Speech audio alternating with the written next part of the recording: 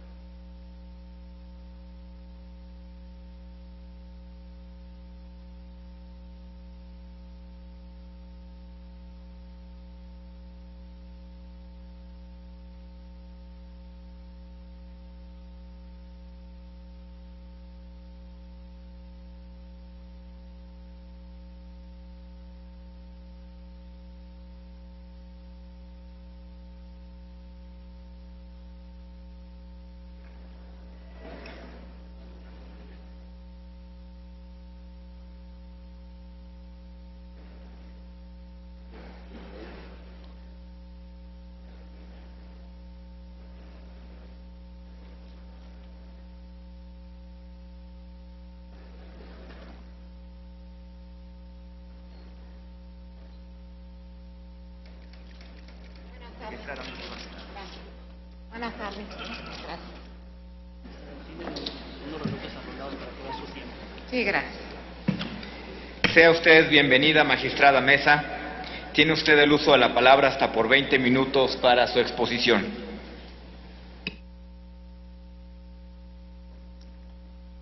Con su venia, señor presidente. Buenas tardes, honorable Pleno del Senado de la República Mexicana. Winston Churchill decía que la democracia es la necesidad de doblegarse de vez en cuando ante las opiniones de los demás. Hoy más que nunca México necesita de un tribunal constitucional en el que todos sus integrantes tengan la capacidad de lograr consensos con sus compañeros. Su labor no es cosa menor. Tienen en sus manos nada menos que la supremacía constitucional y la voluntad de toda una nación. En ese sentido, agradezco la oportunidad de estar en esta tribuna, además de compartir una serie de ideas con ustedes. La primera y más importante es dejar constancia de que el sano desenvolvimiento de la justicia constitucional depende al 100% de quienes las tienen en sus manos, es decir, en primer lugar del legislador, en segundo de los sujetos legitimados para activar los diferentes medios de control y por supuesto de cada uno de los integrantes del órgano jurisdiccional encargado de resolverlos. La ausencia de un auténtico equilibrio, así como un sano desenvolvimiento de lo que acabo de mencionar, tendrá como consecuencia directa contar con una justicia constitucional no solo inconsistente, sino también con una eficiencia cuestionable. Las reformas constitucionales en materia de derechos humanos y amparo del año pasado a los artículos primeros 103, 105 y 107 nos han reiterado que somos parte del sistema interamericano de justicia y por lo tanto a tener como parámetro de control a la hora de resolver cualquier asunto de índole constitucional y convencional a la propia Constitución Federal.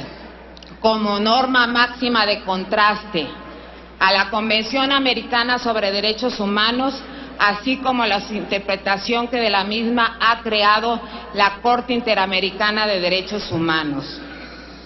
Lo anterior sin dejar de tomar en cuenta que no solo estamos obligados a acatar lo establecido en el citado Pacto de San José, sino de todos los tratados internacionales en materia de derechos humanos de los que el Estado mexicano es parte. Considero que lo anterior, sin duda, se adscribe en el contexto de lo que significa para todos los funcionarios integrantes de los tres poderes, a nivel federal y estatal, sin perder de vista al municipio, así como a los órganos constitucionales autónomos en nuestra labor cotidiana, proteger al ser humano. Hoy las personas que habitan en el territorio nacional necesitan que el conjunto de los derechos humanos y sus garantías establecidas en las normas a las que me he referido sean respetados, protegidos y, en el último de los casos, resarcidos por el máximo tribunal. Es notorio cada vez con mayor frecuencia que las personas acudan a los juzgados de distrito a solicitar la protección de la justicia constitucional de los derechos humanos. Por fortuna, ya no invocando únicamente los artículos 14 y 16 como en antaño. Sin embargo, tal y como nos hemos percatado, la Suprema Corte de Justicia de la Nación ha hecho un esfuerzo encomiable por tutelar aquellos casos en los que su intervención se hace necesaria. Estoy convencida de que se debe seguir desarrollando esta tarea. No hay labor más importante que proteger los derechos y principios establecidos en la Constitución, así como en los tratados internacionales, favoreciendo en todo tiempo y en todo momento a las personas a través de la interpretación más amplia de tales ordenamientos, dando así cabal cumplimiento al principio pro persona. El proyecto de la nueva ley de amparo nos ayudará a flexibilizar el principio de relatividad de las sentencias, a que existan plenos de circuito, facilitando así a la Corte concentrarse en asuntos sobre derechos humanos, y sin duda serán de gran relevancia los amparos colectivos adhesivos y las declaraciones generales de inconstitucionalidad que en adelante el alto tribunal podrá efectuar. Pero antes de continuar es necesario detenernos para hacer una precisión, toda vez que en el contexto de todo este proceso de selección se ha hecho presente en todo momento, consistente en despejar la duda, cuestionamiento en torno a si la Suprema Corte de Justicia es o no un tribunal constitucional. La oportunidad de opinar y compartir con ustedes mi visión sobre este tema me parece de la mayor relevancia.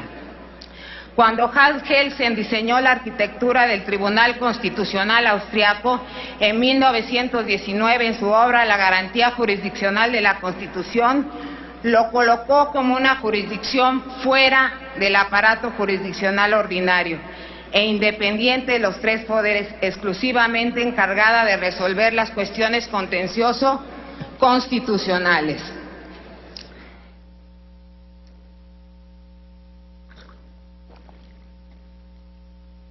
Este diseño fue adoptado por el legislador austriaco en la Constitución de dicha nación en 1920.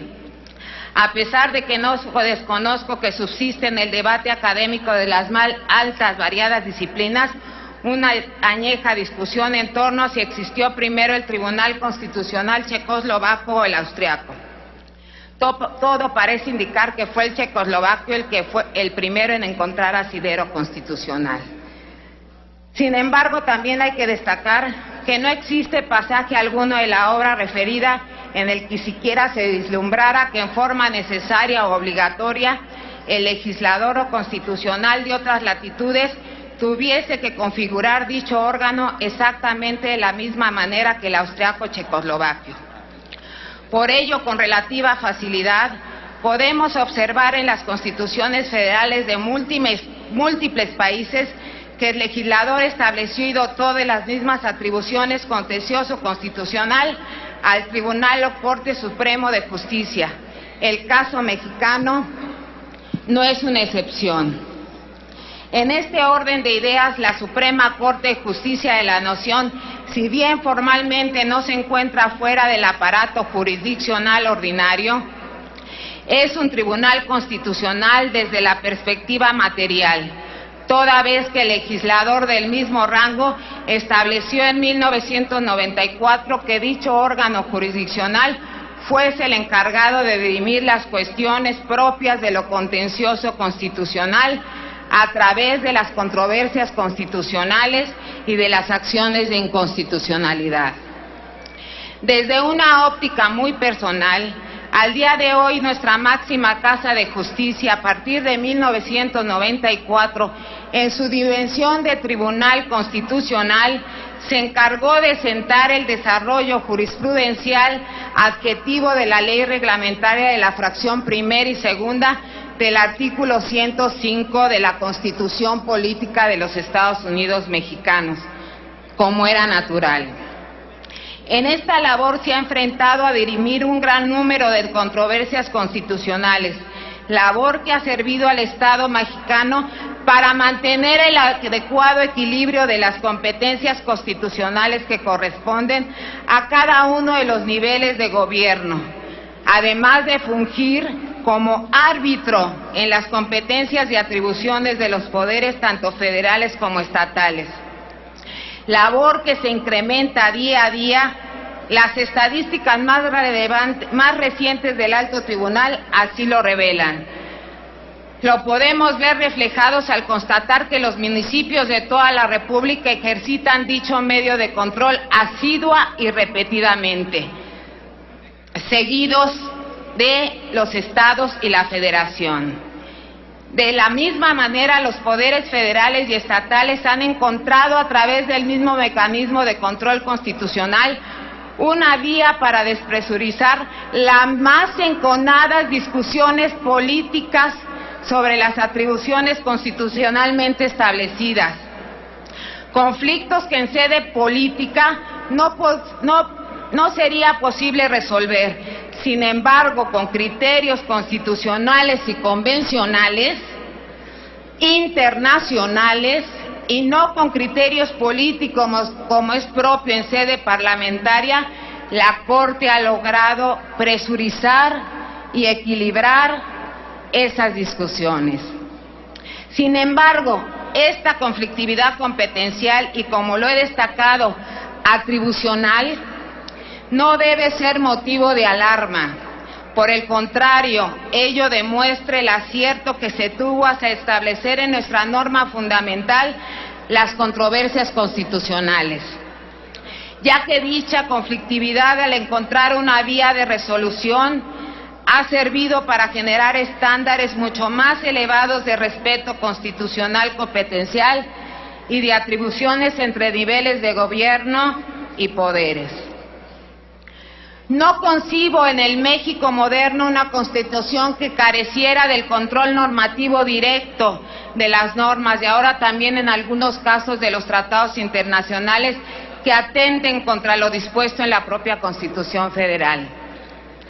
Las acciones de inconstitucionalidad, si bien por su propia naturaleza jurídico-constitucional, en adición a la abstracción que hay inmersa en ellas como una herramienta más de control, al no existir una litis previa, operan como un instrumento importantísimo de regularidad constitucional para salvaguardar la supremacía establecida en nuestro artículo 133 de la Carta Magna, y de esta manera depurar el ordenamiento jurídico que contravenga lo dispuesto en aquella finalidad incuestionable de las mismas.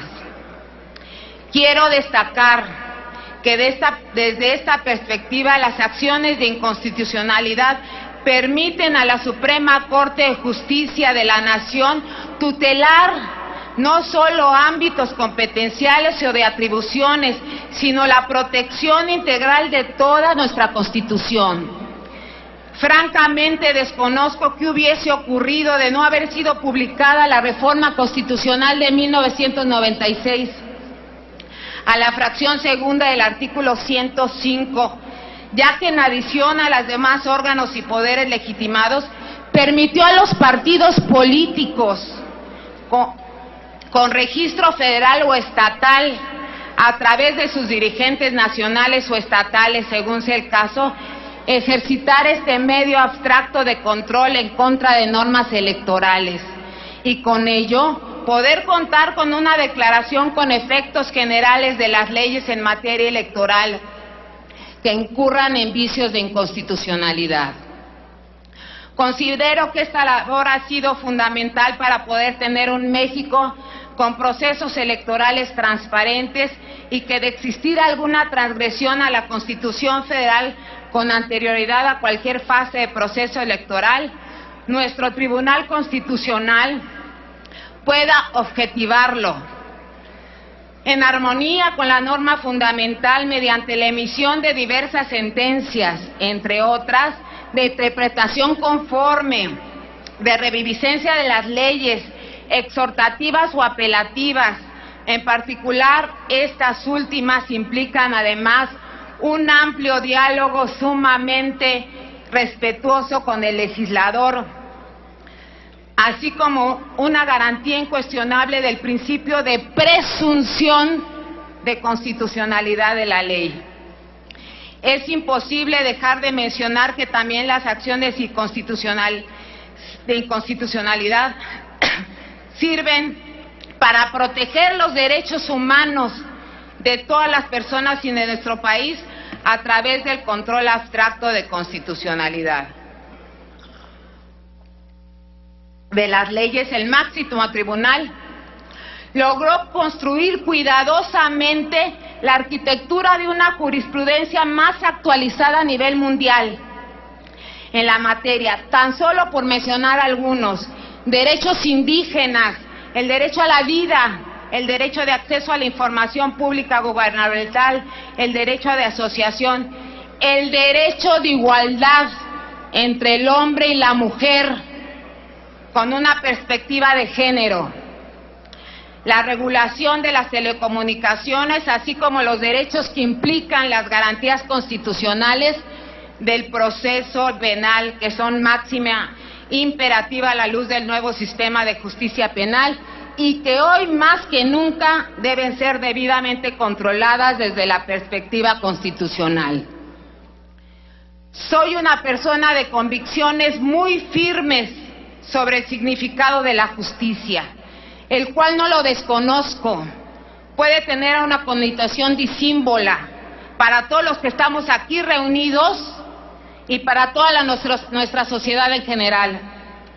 Sin embargo, por ello creo que la capacidad de tener un diálogo respetuoso con el legislador en el ámbito de las competencias constitucionalmente establecidas, así como con el Poder Ejecutivo a través de las interpretaciones constitucionales, convencionales y legales que se plasmen en cada una de las determinaciones, partiendo de criterios argumentativos de proporcionalidad, racionalidad e idoneidad, segura estoy, puedo aportar como integrante del alto tribunal en el caso de verme favorecida con su designación. Mi vida profesional le he dedicado al estudio, así como a la tutela de los derechos fundamentales de las personas.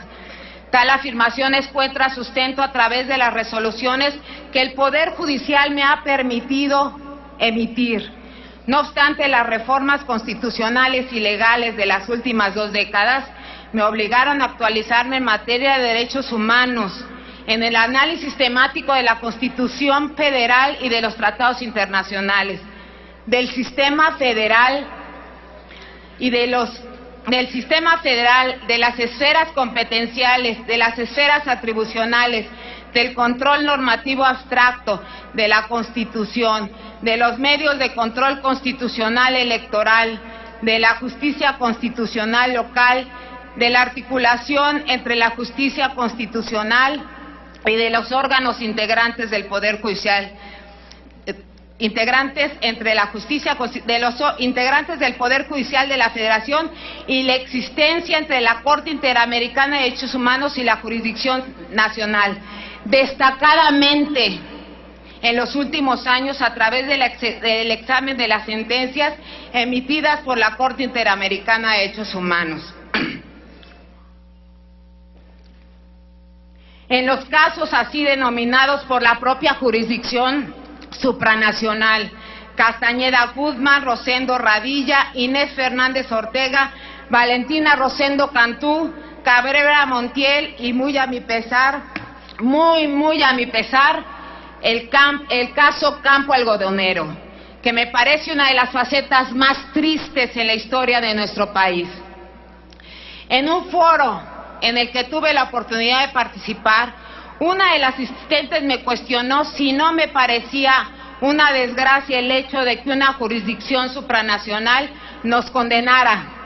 Le contesté que por el contrario, que ello nos permitía percatarnos de las fisuras y, por qué no reconocerlo, de nuestras fallas como Estado, pero que además nos brindaba la magnífica oportunidad de resarcir y prevenir en el futuro. No me quiero despedir, por lo menos no sin antes hacer mención de que no fue fácil para mí ser parte de esta terna con dos altos funcionarios jurisdiccionales federales que cuentan con una gran capacidad jurídica. Para ambos mi más grande reconocimiento. A mi madre, a mi esposo, a mis hijos, a mi familia, a mis amigos. Y por último, agradezco profundamente a todos y cada uno de los integrantes del Pleno de este órgano parlamentario la oportunidad de escucharme. Muchas gracias. Gracias por su exposición, magistrada Emma Mesa Fonseca. Solicito a la comisión acompañe a la magistrada Emma Mesa Fonseca al salón contiguo e invite a pasar a la magistrada Rosa María Temblador Vidrio, quien es la tercera integrante de la terna para cubrir la vacante del ministro Ortiz Mayagoitia.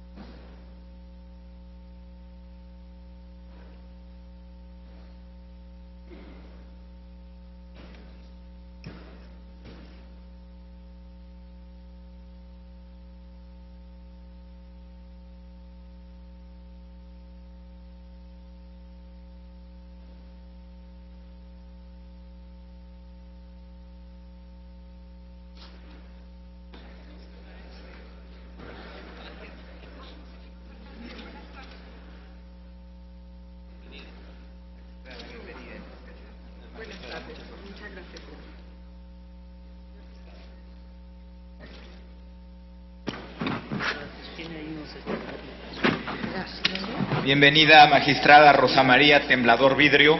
Muchas gracias. Dispone usted de 20 minutos para su exposición. Se le concede el uso de la palabra.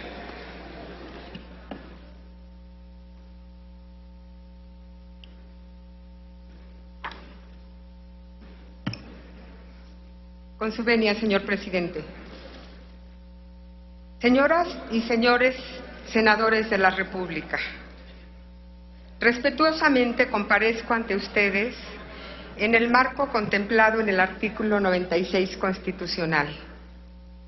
Gracias por la oportunidad de poder exponer algunos aspectos personales que solo llevan la intención de sustentar mi aspiración para ocupar el cargo de ministra de la Suprema Corte de Justicia de la Nación.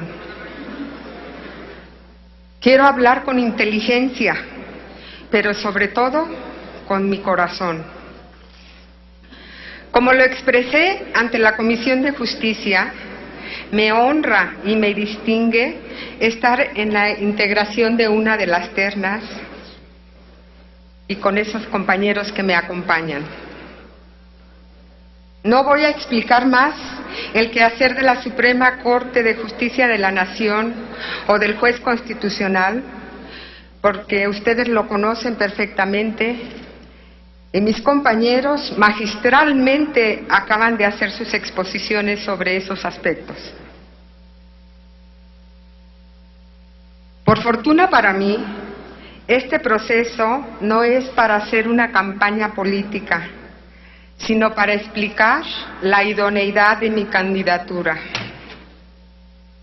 No tengo aptitudes políticas, por el contrario, me apabulla la notariedad y los reflectores. Partiendo de tal precisión, señores senadores, lo que vengo a ofrecerles a ustedes es lo que he hecho toda mi vida, que es administrar justicia. Los jueces estamos acostumbrados a resolver teniendo a nuestro lado solo a la Constitución Federal, las leyes y los libros que para el caso específico debemos consultar.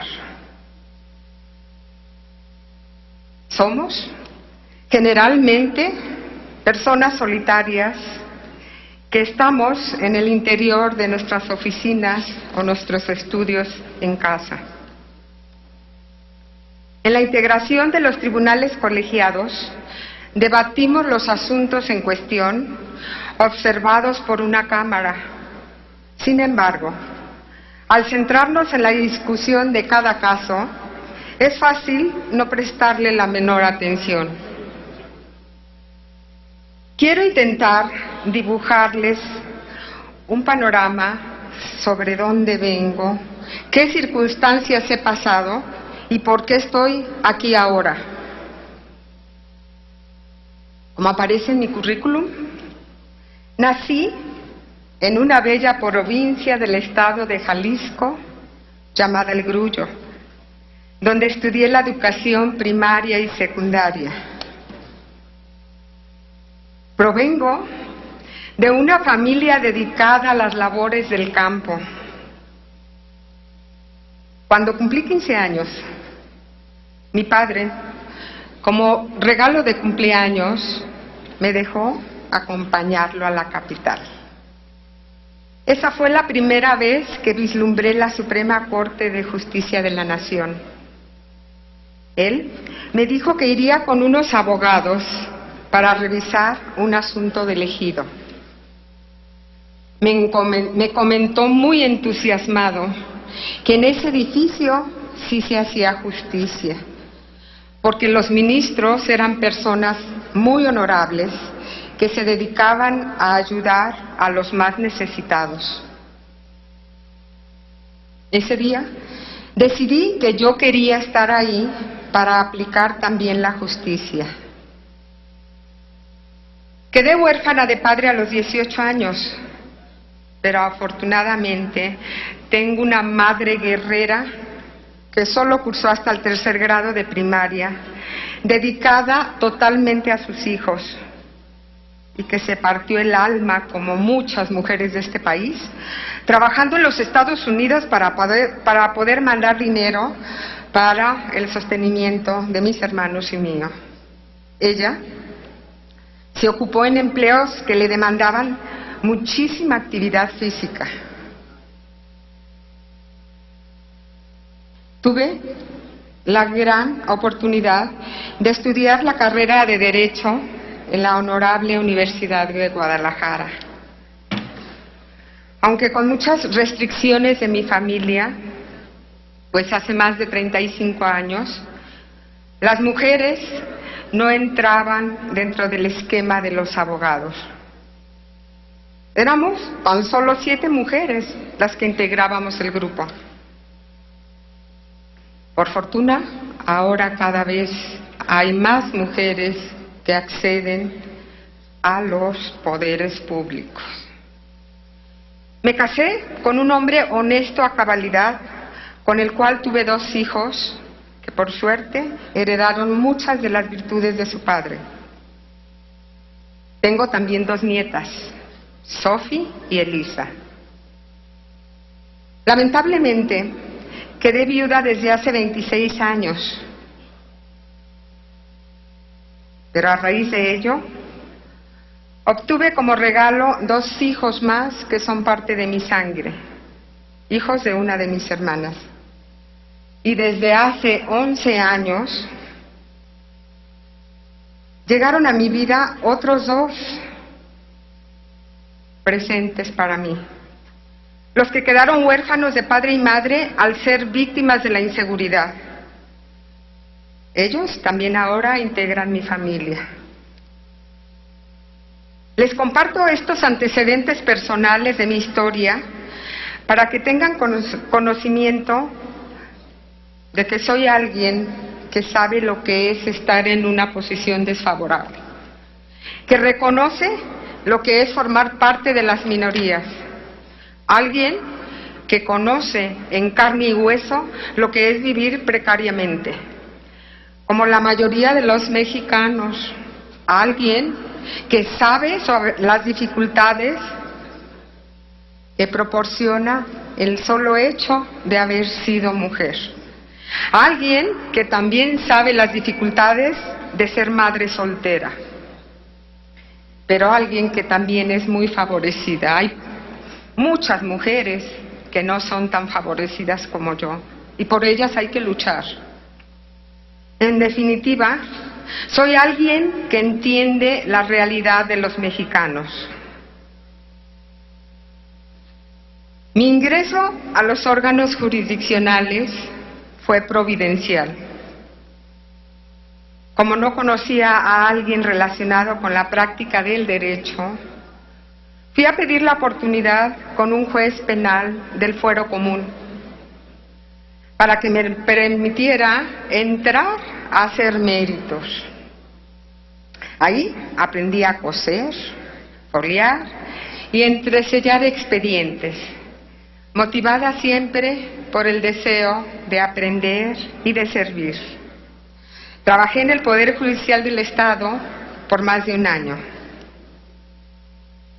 Tuve muchos grandes maestros en la facultad y uno de ellos era magistrado federal, a quien me atreví a solicitarle que me recomendara de meritoria en un juzgado de distrito, porque no conocía a ningún abogado y me apasionaba mucho conocer y saber del juicio de amparo. Ese personaje que luego fue ministro, al ver las ganas que yo tenía de aprender, me recomendó con un juez también muy honesto y cabal, al igual que él, quien me enseñó el funcionamiento de los juzgados de distrito. Meses después, se creó un juzgado de distrito y se especializaron los juzgados en la entidad. Entonces, el juez y el magistrado que relaté me recomendaron ante el nuevo titular, quien me entrevistó exhaustivamente, me hizo pruebas y me dio la primera oportunidad que tuve de ingresar al Poder Judicial de la Federación con un nombramiento. Este personaje se dedicó a capacitarme durante varios años. A todos ellos, desde aquí, les agradezco lo que hicieron por mí. Sin duda, me enamoré del Poder Judicial de la Federación, a quien tanto le debo. Y eso fue por la labor que en los tribunales federales se desarrolla. Amparar a los ciudadanos es uno de los actos de mayor justicia que existen.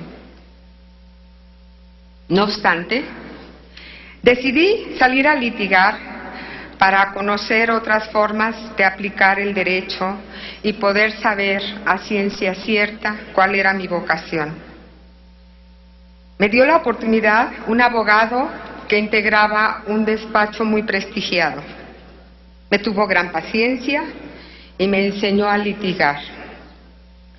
Aunque batallaba mucho conmigo, porque comúnmente iba con los jueces del orden local a quejarme, pues su personal me quería cobrar por hacer cualquier diligencia, ya fuera a realizar una notificación, enviar un exhorto o dictar un acuerdo.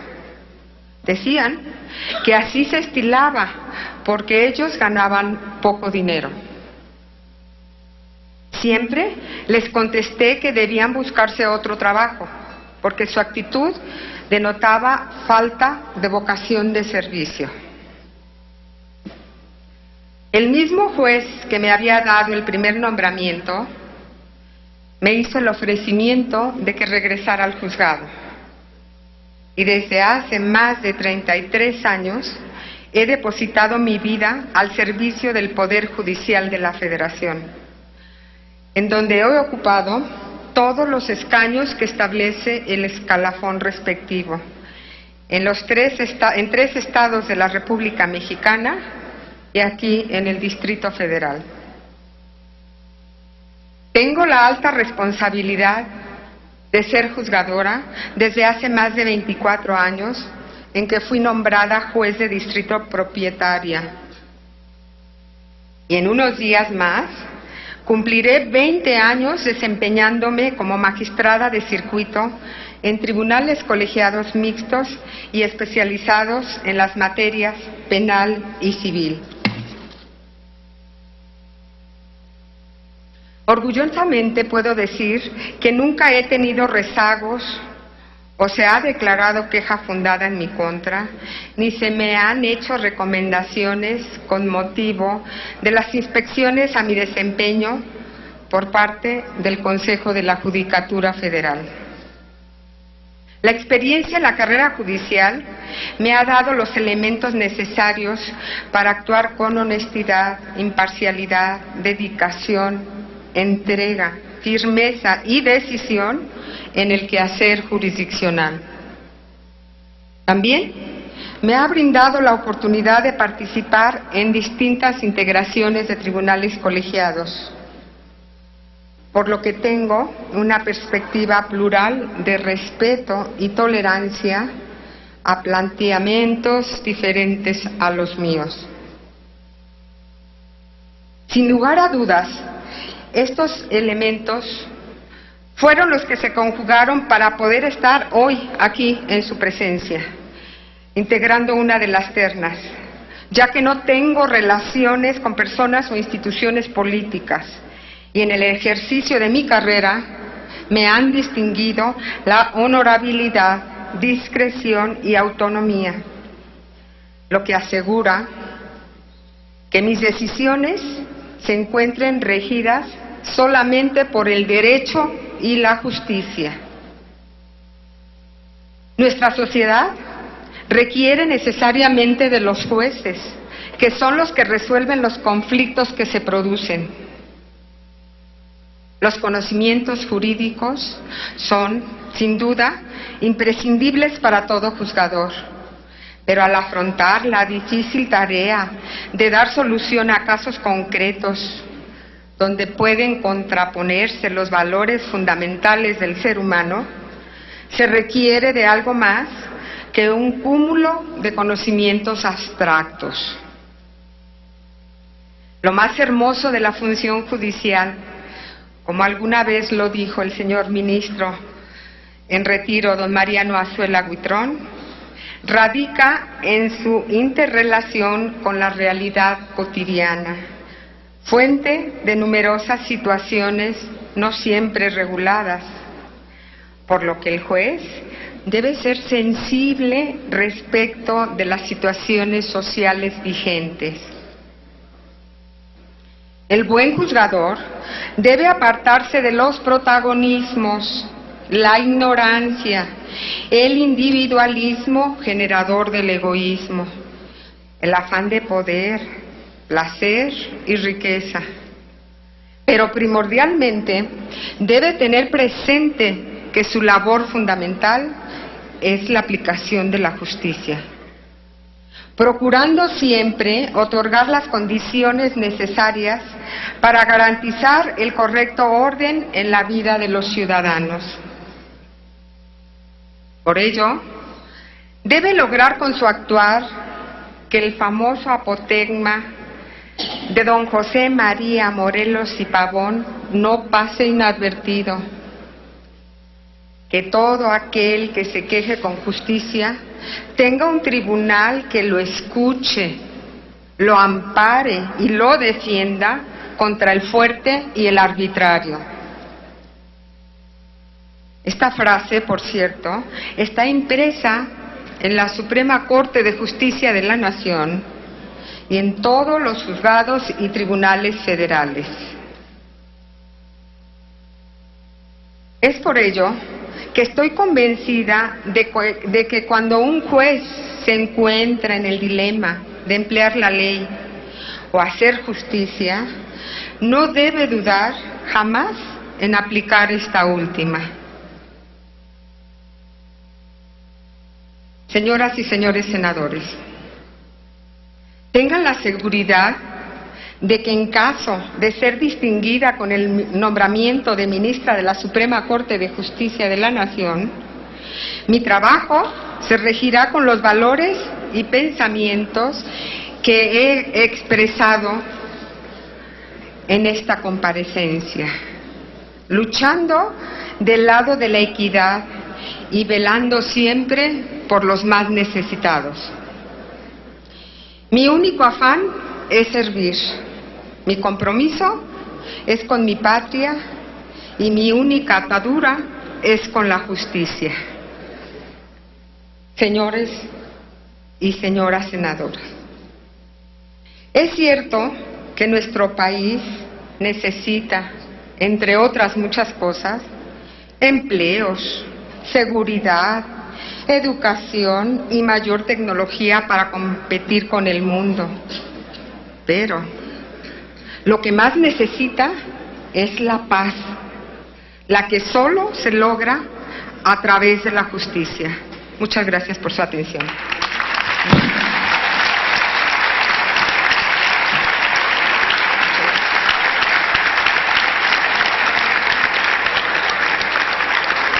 Muchas gracias, magistrada. Solicito a la comisión acompañe a la magistrada al salón contiguo.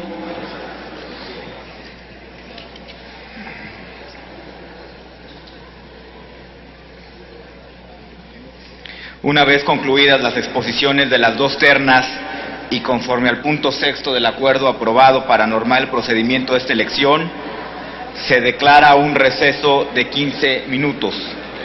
Al regresar realizaremos la votación de los candidatos que conforman la primera terna correspondiente a la vacante del ministro Salvador Aguirre Anguiano.